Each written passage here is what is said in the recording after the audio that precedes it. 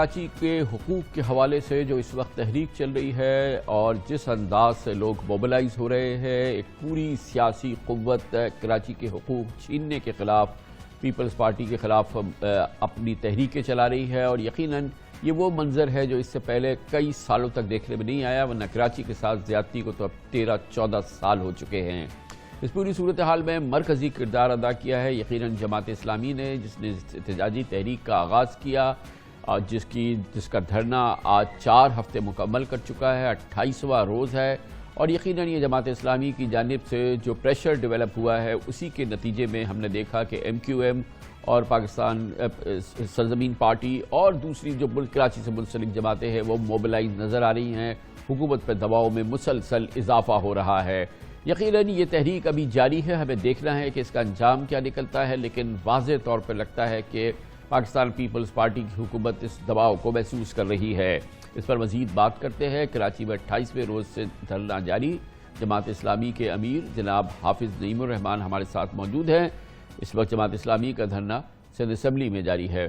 بہت بہت شکریہ حافظ صاحب، آپ نے ہمیں جوائن کیا ہے۔ کم از کم اس حد تک تو کامیابی آپ کے دھرنے کو ملی کہ شہر کی دوسری سیاسی جماعتیں موبلائز ہو گئی ہیں، اور کل واقعی اس حوالے سے ایک بڑا ہم نے پولیس کا تشدد وغیرہ بھی دیکھا۔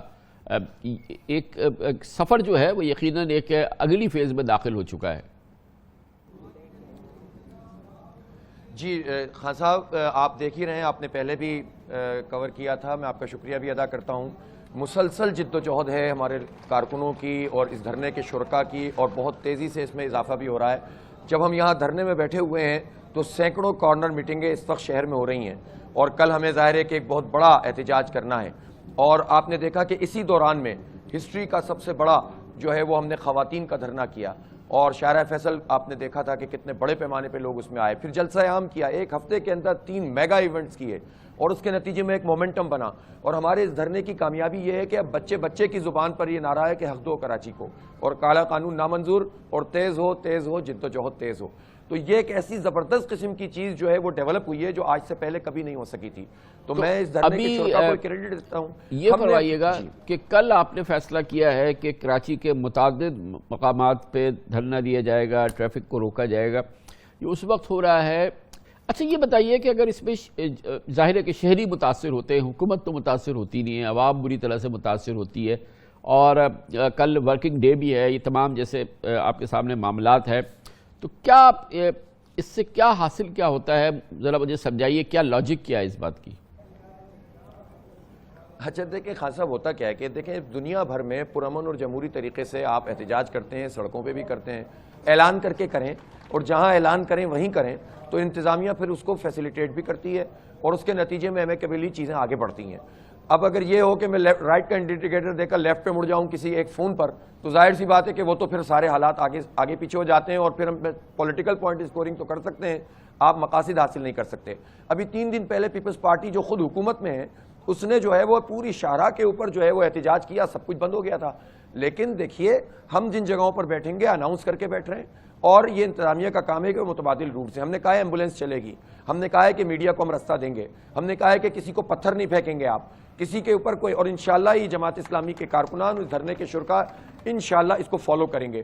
اب یہ سب کچھ انتظامیہ پر ہے کہ وہ اس کو متبادل طریقے سے ارینج کرے۔ تو پولیٹیکل پروسیس اور جمہوری عمل میں ان سب چیزوں کی ایک اہمیت ہوتی ہے۔ ہم اپنی ذات کے لیے نہیں مانگ رہے، میں اپنے لیے اور اپنی پارٹی کے لیے نہیں مانگ رہا، ہم کیوں کرنے پہ مجبور ہو رہے ہیں؟ ہم تو یہاں 28 دن سے یہاں بھی بیٹھے ہوئے نا، اس لیے کہ پیپلز پارٹی نہیں سن رہی، اس کو اس قانون کو واپس لینا چاہیے، شہر کو بااختیار بنانا چاہیے۔ یہ عباسی شہید، یہ KIHD، یہ ڈسپینسریاں جو رہ گئی تھیں تھوڑی سی وہ بھی لے لیں، یہ صحت کے ادارے بھی لے لیں، یہ تعلیم کے ادارے KMC کے اسکول بھی لے لیں، یہ میئر کو پانی اور کچرا اور سیوریج کا بھی انتظام نہ دے سکیں، اور ہمارا بچے چنچیوں میں سفر کریں، ہماری مائیں بہنیں چنچیوں میں سفر کریں، ان کے لیے ٹرانسپورٹ نہ ہو، ان کے لیے تعلیم نہ ہو، ان کی صفائی کچرا نہ اٹھتا ہو، ان کا پانی وفاق یہ سلوک کرے کہ ہمارے منصوبے کو 1/3 کر دے، 650 کے بجائے 260 کر دے، ہماری گنتی آدھی کر دیں، تو ہم چیخیں گے تو صحیح نا؟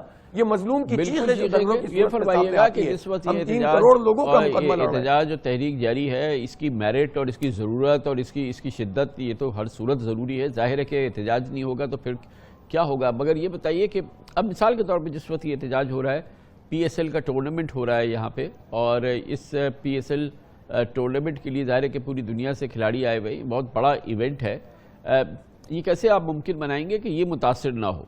नहीं, ये इंशाल्लाह इसके रूट पे हमने नहीं रखा। हम भी इस बात को समझते हैं अच्छी तरह, और कोई समझे ना समझे, हम एक जिम्मेदार जमात हैं। हमने खिलाड़ियों के रूट पर, उनके होटल के इर्द गिर्द और उस पूरे रूट के ऊपर ये धरना नहीं रखा है, पहली बात। दूसरी बात ये मैं कहना चाहता हूँ कि पीपल्स पार्टी के साथ जो हमारी बातचीत और मुज़ाकरात हुए हैं, उस मुज़ाकरात में कुछ चीज़ें तय हुई हैं ना, उन तयशुदा चीज़ों से पीपल्स पार्टी को पीछे नहीं हटना चाहिए। वो आएँ और आकर बातचीत करें और एक तहरीरी मुआहदा करें और ऐलान करें उसका। उसमें एक चीज़ भी मैं अपनी ज़ात और अपनी पार्टी के लिए नहीं मांग रहा हूँ, गोया के तो आप आएँ और मुज़ाकरात की इब्तिदा जो हुई है, जो इब्तिदाई जो बातचीत हुई है, उससे आप मुतमईन थे अगर उस पर अमल होता तो? देखें, इब्तिदाई जब मुज़ाकरात हुए ना, जब पहले तो एक दफ़ा वो तशरीफ़ लाए, उन्होंने कहा कि आप उठ जाएं, फिर हम देख लेते हैं। हमने कहा नहीं, आप जो है कमेटी बना दें। उन्होंने कमेटी बना दी, हमने भी कमेटी बना दी, धरना भी जारी रहा। 4 दिन तक गायब हो गए। 5वें दिन बैठे, फिर हमने कहा कोई बात नहीं, तफसील से एक एक तजवीज़ जो हम पहले दे चुके थे बिल से पहले, वो दोहराई गई, नोट डाउन किया गया, कौन सी चीज़ हो सकती है, कौन सी नहीं हो सकती, कौन सी आगे बढ़कर हो सकती है। हम भी ज़ाहिर एक सियासी जमात हैं, एक जिम्मेदार जमात हैं। हमने आइन बनाने में किरदार अदा किया, प्रोफेसर गफूर साहब ने, हमारी तरबियत इन बुजुर्गों ने की है। हम भी जानते हैं कि अटक लड़ाई लड़ने से मसला हल नहीं होता, रास्ता निकालते हैं। हमने रास्ता जितना मिनिमम निकाल सकते थे निकाला, लेकिन ये नहीं हो सकता कि पीपल्स पार्टी पूरा अपना कब्जा बरकरार कर ले और डिवोल्यूशन बिल्कुल भी ना करे, इदारे भी वापस ना करे, मेयर को पानी और सीवरेज और कचरे का इंतजाम भी ना दे और हम अच्छे बच्चों की तरह उठकर चले जाएं। अब ऐसा नहीं होगा। माजी में वो लोगों को हैंडल करते रहे, वो उनके अपने तरीके थे, लोगों ने मिलकर, ये लोग इत्तेहाद में रहे और हम लुटते रहे, ये होता रहा। लेकिन अब ऐसा नहीं होगा। अब हम चाहते हैं कि कुछ तो हम यहाँ से ऐसा लेकर उठें जिसके नतीजे में एक शहर के लोगों को कोई उम्मीद तो पैदा हो, वरना मायूस लोग अपने बच्चों को बाहर भेज रहे हैं। कुछ लोग पढ़ा नहीं पा रहे, जो पेट काट के पढ़ा रहे हैं वो उनको बाहर भेज रहे हैं। अब इस शहर की किस्मत में ये सब कुछ नहीं होना चाहिए। कामरान साहब, मैं चाहता हूं कि कुछ तो शहर के लोगों को कुछ मिले। तो जमात इस्लामी ने इस शहर की खिदमत की है, हमने इतने से इख्तियार पे इतना काम किया है, तो आप इतना तो कर दें कि शहर को कोई जो है चीज, ऐसा मेयर तो हो कि जिसको हम पकड़ सकें कि तुम कैसे काम कर रहे हो। कोई यूसी नाजिम चेयरमैन ऐसा तो हो जिसको लोग पकड़ सकें कि तुम काम कर रहे हो कि नहीं कर रहे हो। वो मगरमच्छ के आंसू बहाते बहाते 4 साल टुसवे बहाते हुए रवाना ना हो जाए, इसलिए हम ऐसा मेयर चाह रहे हैं। और हमें नहीं मालूम हम जीतेंगे, हम तो उस मेयर की बात कर रहे हैं जो किसी भी पार्टी का हो सकता है। इसलिए हम हक पर हैं, ये आज आए, अभी आए, मुतालबात को माने, तहरीर करें, साइन करें, ऐलान करें, हम चले जाएंगे। बहुत बहुत शुक्रिया, बहुत शुक्रिया। जनाब हाफिज नईमुर रहमान हमारे साथ मौजूद है।